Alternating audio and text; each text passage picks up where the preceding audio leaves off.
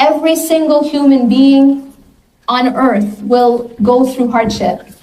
So the question we have to ask ourselves is why?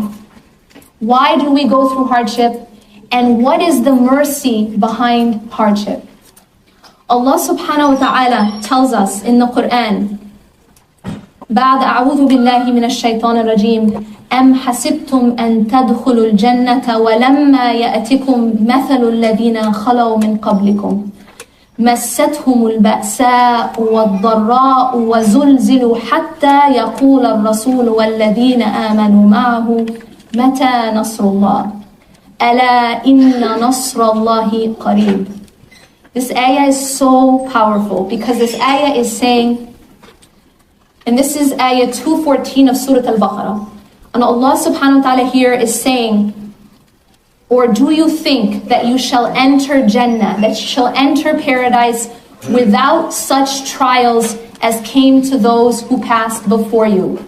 مَسَّتْهُمُ الْبَأْسَاءُ وَالضَّرَّاءُ. They encountered suffering and adversity and were so shaken. وَزُلْزِلُوا. You know, I'm from California, and in California we have, what's our natural disaster in California? Earthquakes. The word for earthquake in Arabic is zilzal. Here this word is wazulzilu, from the same root. They were shaken. They were so shaken in spirit that even the messengers and those who had faith with them cried out, when will the help of Allah come? And then Allah subhanahu wa ta'ala ends this ayah by saying, giving us hope and saying, Ala inna nasrullahi qareeb. Indeed, verily, the help of Allah subhanahu wa ta'ala is near. So the beginning of this ayah is making us realize that we are not the first people to ever be tested. We are not the first people to ever suffer. You know, sometimes when you're going through something difficult, you feel like you're the only person in the world who feels that way. You're the only one in the world who's going through what you're going through. And although everyone experiences things differently, but are we the only ones in the world who suffer? What happens sometimes by feeling that way is we become isolated. Because we feel that I'm alone in my pain, or I'm alone in my hardship. But this isn't true. First of all, we are not the first to be punished, to be tested, to suffer, and we are not the last. And while we are going through our hardship, others are also going through hardships. And this is something that I'll go on to talk about. Allah subhanahu wa ta'ala talks about also in Surah Al-Imran. And then after telling us this, that we are not the first, it's not unique what we're going through. It's not unique that we are going through hardship. But that even before us, there were people who were so tested and they were so shaken that even the messengers and those who believed with the messengers cried out. In the same way that we sometimes cry out when things are really hard. Mata nasrullah. We have, our heart is asking, Mata nasrullah. Where is the help? When is the help of Allah subhanahu wa ta'ala coming? And then Allah here is answering that question and saying, Ala inna nasrullahi qareeb. Indeed, the help of Allah subhanahu wa ta'ala is near. So this not only comforts us because it tells us that we're not alone. We're not the first and we're not the last to go through hardship. But it also comforts us because it assures us that Allah's help is near. You know what? There's something amazing about this life. And it's actually this truth, this reality of this life that causes us pain sometimes. But it's also the same reality that gives us comfort. And that is the reality that nothing lasts. Nothing in this life lasts. Everything passes away. So sometimes that reality causes us pain. We have something we love, and then it goes away. It passes away. It ends. So we get sad. But that same reality is also a comfort, because when you're going through hardship, that also doesn't last forever. Nothing lasts forever. So not pleasure and not pain either. Similarly, Allah subhanahu wa ta'ala tells us Inna ma'al usri yusra. You know this ayah, since we're kids, so I don't know why, but so many of us translate and understand this ayah incorrectly. We usually, if I were to ask someone to translate this ayah for me, most of the time they will say, after hardship comes ease, right? But that's incorrect. That's not what the ayah says, nor is that the reality. It says, inna ma'al usri yusra, and not inna ba'dal usri yusra. So what that means is, with hardship is ease. With your hardship is ease. It is at the same time. So never think that when you're going through your hardship, no matter how hard it is, you still have ease. You still have something that Allah subhanahu wa ta'ala has given you from His mercy to help you. I want you guys to think for a moment about, bring to mind, without getting, too upset about it, bring to mind a time in your life where you were going through a hardship. And when you think about that time, probably when you were in it, or maybe even looking back, you think of it as all bad. It was just all bad. But the truth is, if you really examine it, it was not all bad. There was some ease even within that hardship. For example, you may have had some trouble with one aspect of your life, but there was another aspect of your life that was good. You were healthy. Maybe your family was healthy. You had a roof over your head. You still had some ease to give you help in that hardship. You still had La ilaha illallah. You still had your iman, perhaps. And if you still have La ilaha illallah, you actually have everything. Our problem is that when we go through hardship, it's very difficult for us to see that. And what we do is we focus on the problem itself. And this is one of the main mistakes that we make when we go through a hardship. When we encounter something that's difficult, the first thing that usually happens is now we kind of have to brace ourselves. And we think, oh man, how am I going to deal with this? Or sometimes we think, oh boy, I'm going to have to take this on. And all of a sudden we start to feel anxiety. And we start to feel worried. How am I going to deal with this? And we start to preoccupy ourselves with figuring out how to solve the problem. With figuring out, how am I going to get through it? Okay, should I do this? Should I do that? And what ends up happening is that we start to become focused on the problem itself. We start to become, in fact, preoccupied and obsessed with the problem itself. Soon enough, we're even thinking about the problem in every salah. Do you understand my point here? So now, instead of looking to the one who can solve our problem and seeking Him to help us, we're trying to solve the problem ourselves. So what we've done here is we have shifted our focus from the one who solves all problems, from the one who can mend anything that's broken, to that which is broken itself.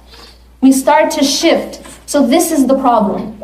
We have a problem, we have a difficulty. Now, instead of my heart focusing on Allah subhanahu wa ta'ala and seeking His help and putting my trust on Him, putting my trust in Him, I instead shift the focus of my heart on the issue itself. And soon enough, it actually takes over my mind and my heart. And this is what causes anxiety. And this is what causes us to feel overwhelmed. Because I have a secret for you. You know when a professor gives you an exam? See, we have to unlearn the way we think about tests. Allah subhanahu wa ta'ala tells us in the Quran that He will test us, right? We know that. So as soon as even if we're good believers, as soon as something hits us, we say, okay, I'm being tested. I gotta be strong now, right? But the mistake we make is we think of Allah subhanahu wa ta'ala like a professor. When a professor gives you an exam, he hands you the exam and then he steps back and watches. He steps back to see, are you going to fail? Are you going to pass? And maybe he even wants you to fail. Now let me ask you this. When you're in an examination with a professor, are you allowed to raise your hand and ask for help? That's called cheating. And that's how we think about Allah subhanahu wa ta'ala. We think when we're given the examination, oh, I gotta do this myself. Allah's testing me, He's watching me, He's gonna see how I can do. I gotta depend on me. I gotta depend on me, or I gotta depend on something else of the creation. And that is our mistake. We think we can't raise our hand and ask for help. And that's actually the purpose of the test. You see the difference? Allah subhanahu wa ta'ala is not a professor who gives you a test and then steps back and sees how you're gonna do. In fact, the test itself is given to you at times in order for you to raise your hand and ask for help. In order for you to go back to Him. Allah subhanahu wa ta'ala tells us in the Quran many ayat about hardship. Why are hardship given to people? And one of the reasons Allah subhanahu wa ta'ala says is لَعَلَّهُمْ يَرْجِعُونَ, so that they will come back to us. Allah is actually giving the test so people will come back to Him and raise their hand and ask for help. In another ayah, Allah subhanahu wa ta'ala says, لَعَلَّهُمْ يَضَّرَّعُونَ. Tadarra is a very strong concept. Tadarra, you can translate tadarra as humility, humble yourself, but that's not enough. To really understand the intensity of tadarra, the intensity and the intense need and humility involved in this state. Imagine a person in the middle of an ocean. You're in the middle of an ocean on a boat. And you seem like you're safe, you think you're safe, and all of a sudden the storm hits. How many people have had storms hit in their life? And I'm not talking about literal storms. When the hardship hits, you know they say when it rains it pours? You know what this means? This saying is like, you know, when one thing goes wrong, everything goes wrong. Or so it seems, it feels like.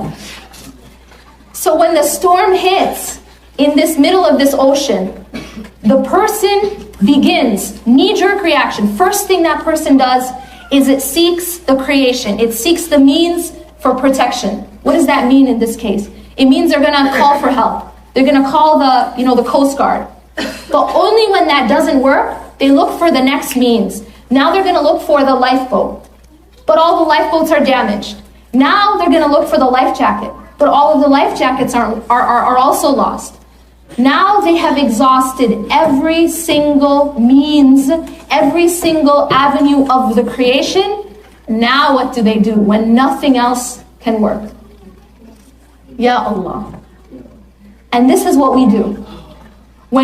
As soon as we are hit with a hardship, where do we turn first? That's a very important question to ask ourselves. Where do we go first? This is not to say we cannot seek the means. This is not to say, I'm sick, I can't go to the doctor. But it means, where do I turn first? And where is my dependence? Who do I really think is going to save me from that storm? Do I really think that a doctor can cure me? Do I really believe that the medicine is curing me? Because if I do, I have been fooled. I have been deceived by the means. Those things are just tools.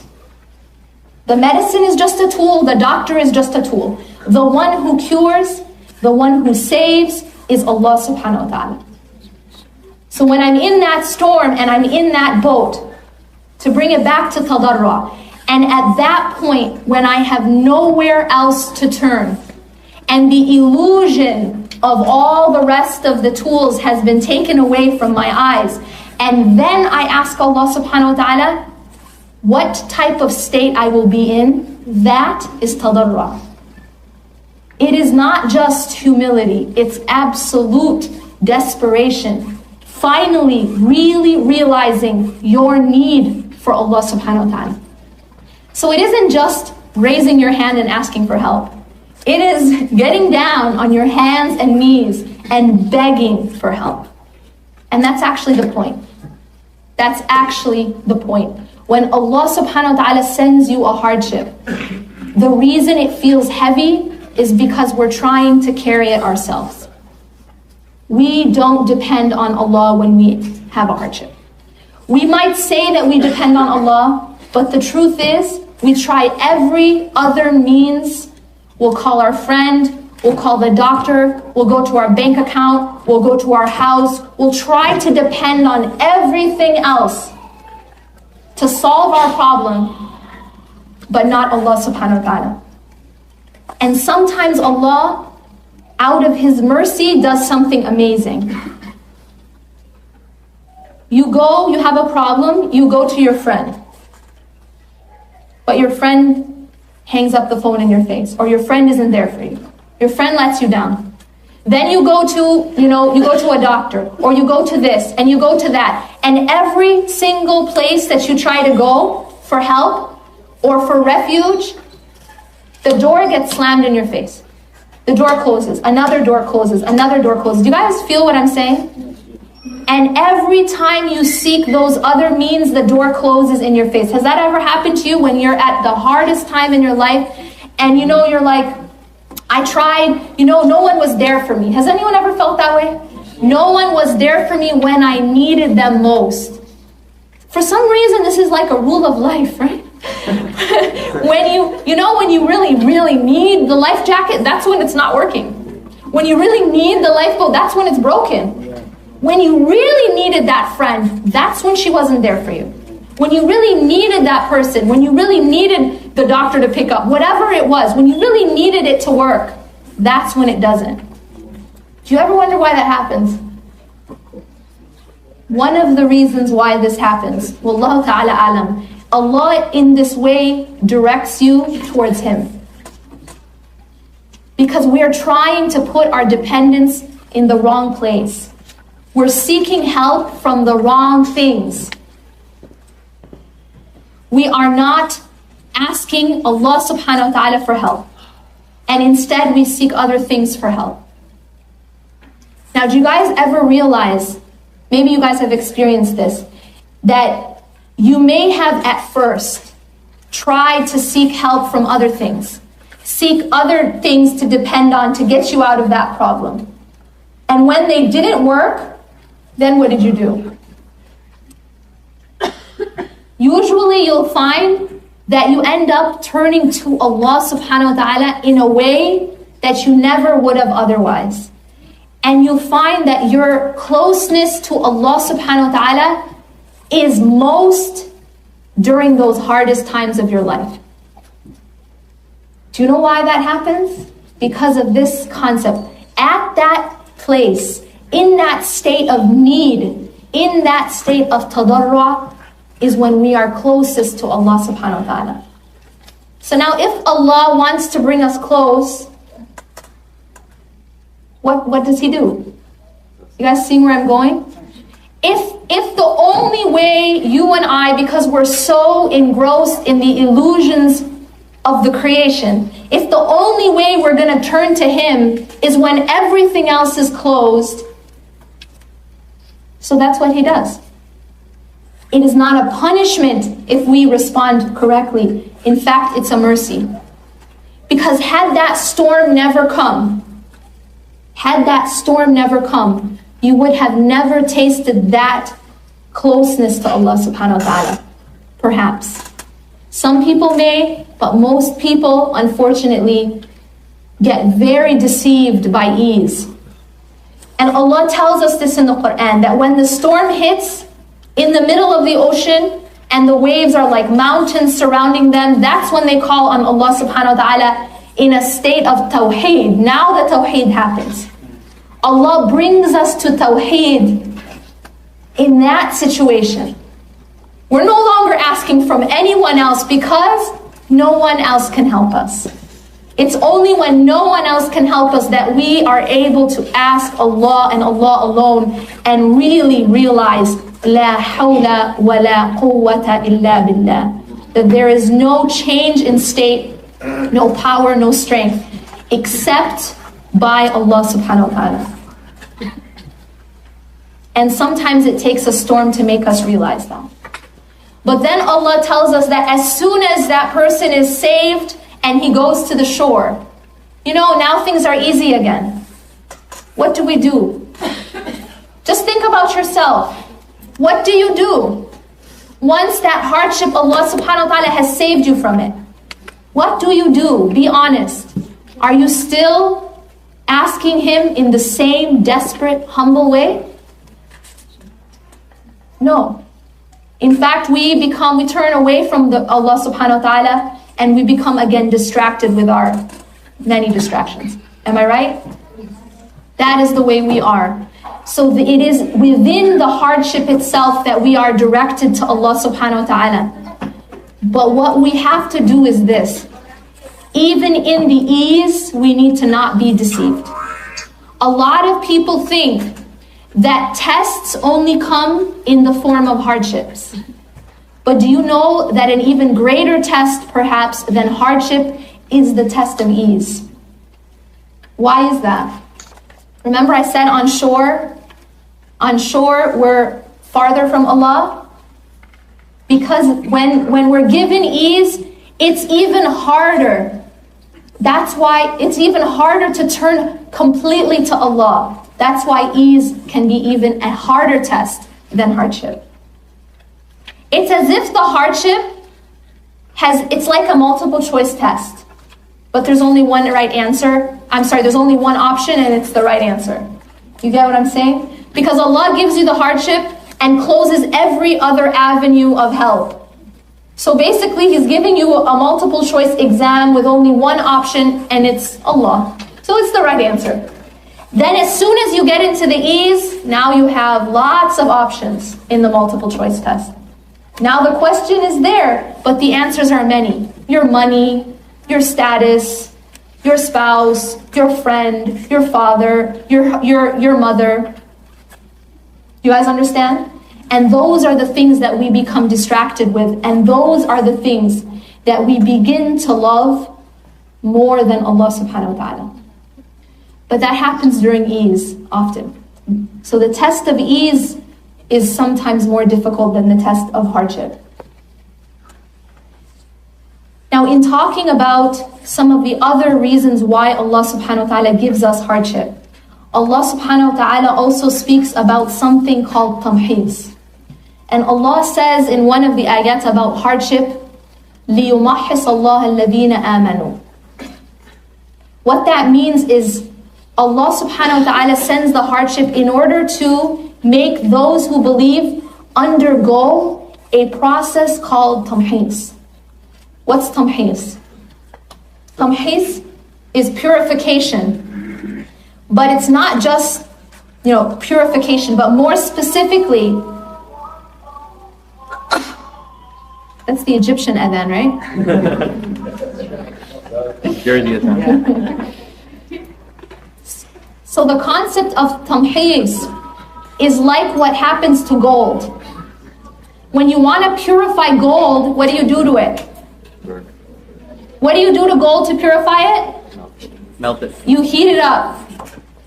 What happens when you heat up gold? You remove all the impurities.